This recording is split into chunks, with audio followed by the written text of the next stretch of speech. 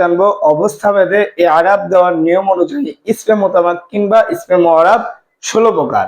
এই 16 প্রকারকে আবার 9 পদ্ধতিতে ভাগ করা হয় এবং এই 9 পদ্ধতির সব 3টা পদ্ধতি হলো ইআরাব বিল হারাকাত, ইআরাব বিল হুরুফ, 3 নম্বর হলো ইআরাব বিল হারাকাত তাকদিরিয়া ওয়াল হুরুফ তাকদিরিয়া। তাহলে ইআরাব বিল হারাকাতের মধ্যে 3 পদ্ধতি আছে, ইআরাব বিল হুরুফের মধ্যে 3 পদ্ধতি আছে, আর ইআরাব বিল হারাকাত তাকদিরিয়া ওয়াল হুরুফ তাকদিরিয়ার মধ্যে আছে 3 পদ্ধতি। এই হলো মোট 9 পদ্ধতি। তাহলে এই 16 প্রকারকে আমরা এই 3 প্রকারের আওতায় 9 পদ্ধতিতে ভাগ করে আমরা ধাপে ধাপে আলোচনা করব ইনশাআল্লাহ। তো আমি আগেই বলেছিলাম যে ইসিমের এই আলাপ সম্পর্কে ভালোভাবে না জানলে পুরা নাহুর বই মুখস্থ রেখেও কোনো লাভ নেই। তো প্রিয় শিক্ষার্থীগণ, আমরা ইআরাব বিল হারাকাত থেকে শুরু করব। তো আমি আগের ক্লাসেও বলেছিলাম ইআরাব বিল হারাকাত বলা হয় হরকত, তো সাধারণত বলা হয় জবর জের পেশকে।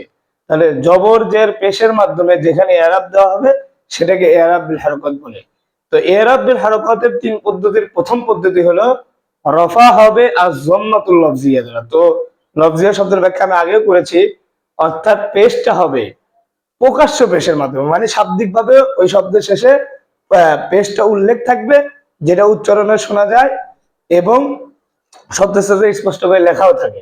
তো আপনি এক কথায় বলতে পারেন পেশটা এখানে লাফজিক শাব্দিক ভাবে প্রকাশ্য ভাবে থাকবে।